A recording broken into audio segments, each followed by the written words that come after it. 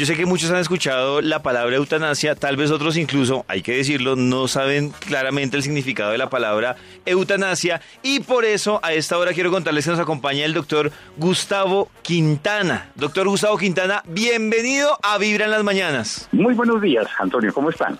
Bien, Doc, ¿cómo vamos? Afortunadamente muy bien.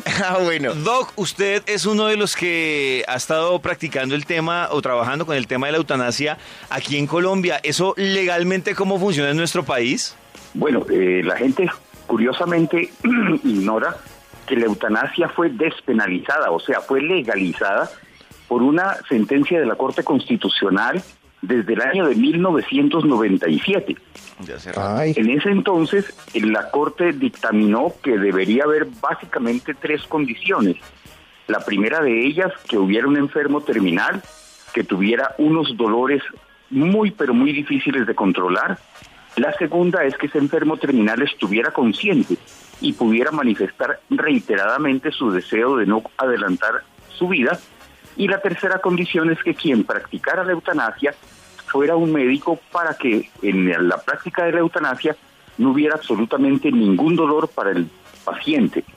Entonces, la Corte Constitucional instó al Congreso a que reglamentara de alguna manera quiénes podrían tener acceso a la eutanasia y pasaron casi 20 años sin que se produjera ninguna reglamentación.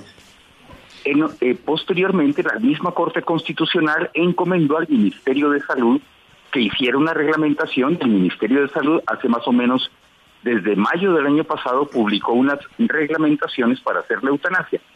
Pero es muy triste saber que mientras la Corte fue liberal en concederle a los colombianos el derecho a tener una muerte con dignidad, una muerte sin dolor, en el caso de pacientes que sufren para poder morir, el Ministerio de Salud restringió completamente esta posibilidad y mucho me gustaría saber a mí cuántas eutanasias han sido concedidas y administradas a través de las EPS, porque generalmente un paciente que está, digámoslo así, in articulo mortis, solicita que se lo ayude a morir y lo que hace la EPS es negarle el derecho y aplazar la solución para el paciente. Y resulta que apelar a esto se puede demorar 6 meses, 1 año, y el paciente se va a morir a los 2 meses. Entonces, ¿qué objeto tiene que a una persona que está justamente en el momento antes de finalizar su vida se le niegue ese derecho que concedió la Corte Constitucional? O sea, es muy triste que algo que la Corte Constitucional trató de liberalizar, ¿cierto?, haya sido restringido por las restricciones que colocó el Ministerio de Salud. Doc, pero entonces usted ya ha practicado varias eutanasias, creo que han sido más de 300. Entonces, ¿cómo lo ha hecho si las EPS no lo autorizan y esa cosa funciona así? ¿O está así? Porque pues de todas formas, las que yo hice, la mayoría se hicieron antes de que hubiera la reglamentación creada por el Ministerio de Salud actual. Y lógicamente el ministerio no estableció normas para las eutanasias privadas que pudieran realizar. Y esas eutanasias privadas están siendo sometidas a los lineamientos que dictó la Corte Constitucional. O sea, por ahora, particular, Doc. Una eutanasia, sí. Ok, pero entonces uno qué tiene que hacer, Doc, para que el médico, un doctor como usted, tenga la posibilidad de aplicarle la eutanasia a uno, ¿no debería firmar un documento o alguna cosa así? Exactamente, sí, existe aquello que se llama un testamento vital. Y este testamento vital básicamente tiene que decir lo siguiente: yo, fulano de tal, identificado con mi cédula número tal, sin influencia ni de mis médicos ni de mi familia, he decidido optar por la eutanasia activa, puesto que soy un paciente terminal de determinada enfermedad, un cáncer o una enfermedad neuromuscular, cualquier cosa de estas. Y entonces, estos pacientes que hacen esta declaración pueden también añadirle a ello que si ellos llegaran a perder su conciencia, dictan en ese documento su intención de que se les aplique eutanasia activa en caso de que no lo puedan manifestar.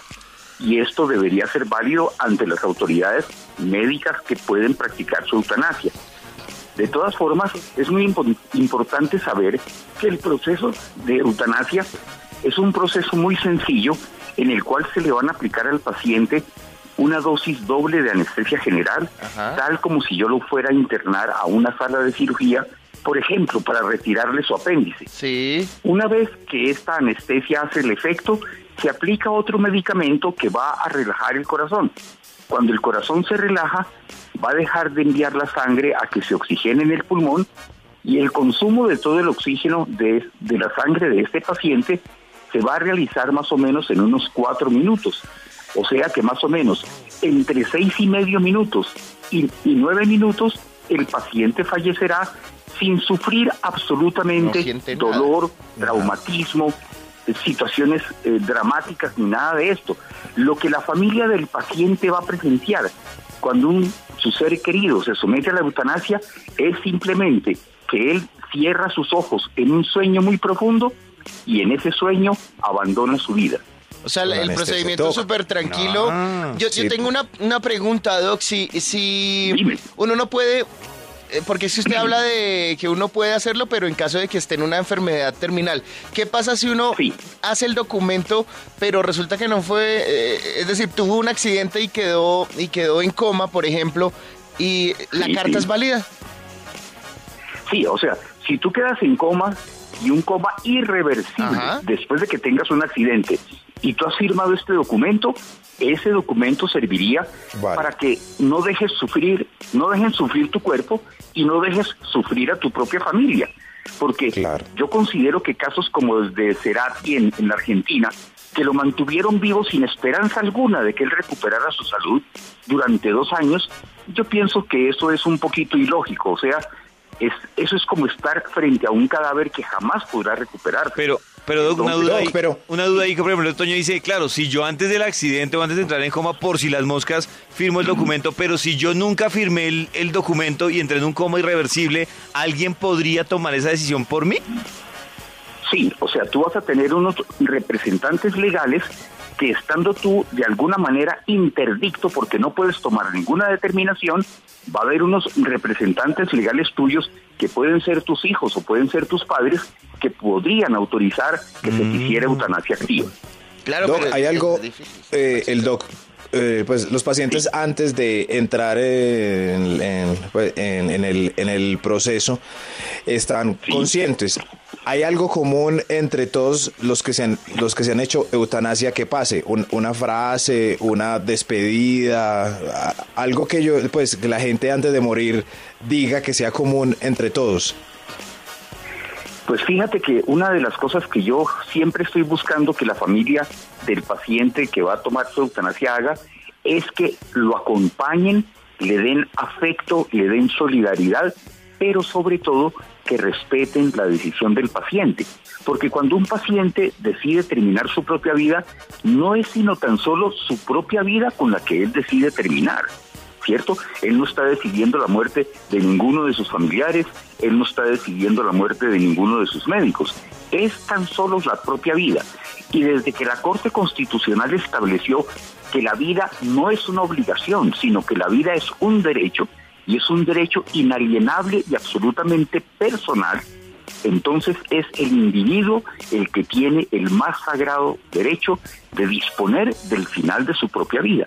Por eso yo estoy empeñado en que la Comisión Internacional de Derechos Humanos adopte un nuevo derecho humano que diría lo siguiente, abro comillas: todo ser humano tiene el más sagrado derecho a disponer la forma de su propia muerte.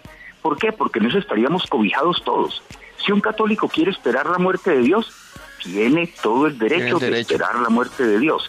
Si un mahometano cree que amarrándose unos explosivos en su cintura y con eso se suicida y termina así su vida, también tiene el derecho de hacerlo, lástima de las otras personas de que dispone. Pero nosotros, los agnósticos, los que creemos que nacimos para ser felices y que creemos que tenemos el derecho a tener una muerte sin dolor y una muerte con dignidad, tenemos también el derecho de optar por la eutanasia. Entonces, ese derecho de que te hablaba va a cubrir a todos los seres humanos, porque lo más importante en esto es que respetemos las creencias de aquellos que no somos nosotros mismos, ¿cierto? Claro. Solamente en la tolerancia de las diferencias es que podremos hacer la convivencia, es como podremos hacer la paz. Doctor, bueno. yo tengo una preguntita, preguntita.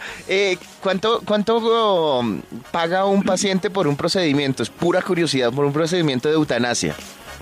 Sí, yo te podría decir de antemano que casi el 40% de las eutanasias que yo he hecho han sido absolutamente gratuitas. Ajá. En esto muchas veces solicitamos a los pacientes porque los medicamentos que nos toca emplear para hacer la eutanasia son costosos, pueden estar por encima de los 2 millones de pesos. Entonces tenemos que conseguir estos medicamentos para poderlos aplicar. Pero muchas de las personas que tienen buenos medios económicos a veces nos hacen donaciones para que podamos suministrar la eutanasia a ricos y pobres. Todos tenemos ese derecho a tener una muerte con dignidad y sin dolor. Bueno, pues doctor Gustavo Quintana, muchísimas gracias por acompañarnos en Vibra en las Mañanas y por aclararnos este tema de la eutanasia que de todas formas aquí en nuestro país sigue siendo tabú. Entonces, pues ahí como que se nos va abriendo un poquito más la mente sobre este tema. Esperemos que cada vez la gente entienda que es mejor desde ahora, cuando estamos bien conscientes, de hacer ese testamento vital. ¿Por qué? Porque es que tenemos que entender que yo siempre termino con una frase: no permitamos que la muerte empañe la poesía de nuestra vida porque hace parte de ella. Y es así, cuando tenemos la conciencia de que un día nos tenemos que morir y prevemos cómo queremos que eso sea, entonces tendremos una muerte con dignidad. Muchas gracias, Doc. Inmensamente la oportunidad. Muchas gracias, Doc. Un abrazo. Varias personas en Twitter a propósito de esto, pues hablan de que no sabían, por ejemplo, que la eutanasia no dolía, como que muchos pensaban que la eutanasia dolía y dicen que buen dato. No, pues obviamente. También dice que, Sandrita dice, la eutanasia es calmar el sufrimiento a quien lleva quién sabe cuánto tiempo soportando el dolor por la familia. Uno no sabe cuando... Uno habla eso, pero uno no sabe. Hay muchas... A mí lo que me impacta mucho de lo que ustedes dicen, bueno, todo lo que esta mañana decíamos de que cómo prefiere uno morirse y de todo. A mí, no, por ejemplo, lo del que le queda un mes, no me impacta tanto la tristeza, sino el miedo a lo desconocido, porque es que uno no tiene idea qué va a pasar. Entonces, por ejemplo, con lo que decían, ¿ustedes les ha tocado alguna cirugía general?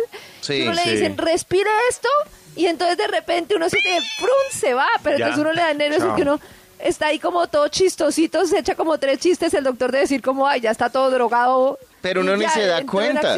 Cuando uno le pone esa anestesia, ni se da cuenta en qué momento pasó de estar despierto a estar dormido. Yo creo que así puede ser. Claro, pero imagínense que ustedes están en una camilla y les van a hacer lo mismo. Sí, pero uno para sabe siempre. que ya... No, claro que sí. Pero yo sí creo que uno... ¿no? Es decir, que para tomar la decisión uno tiene que tener demasiado sufrimiento. Uno estar consciente y tomar la decisión de la eutanasia debe ser que le está doliendo mucho en la vida y debe ser que uno se siente ya no da más. bastante mal. Yo digo O también creer que la muerte es chévere. Adentro? Yo, por ejemplo, yo creo que la muerte es chévere. Yo creo, lo sospecho. No sí, es segura, como antes. Es como antes de... O sea... Yo creo que uno vive todo acelerado pensando en bobadas, que el tiempo, que no tengo tiempo, que se me acabó el tiempo. Entonces yo creo que llega uno a un espacio en el que no existe... llega uno a una dimensión en la que no existe ni el tiempo, ni el espacio, ni el afán, ni nada, sino que todo es paz. Uy, hermano. Tu corazón no late, vibra en las mañanas.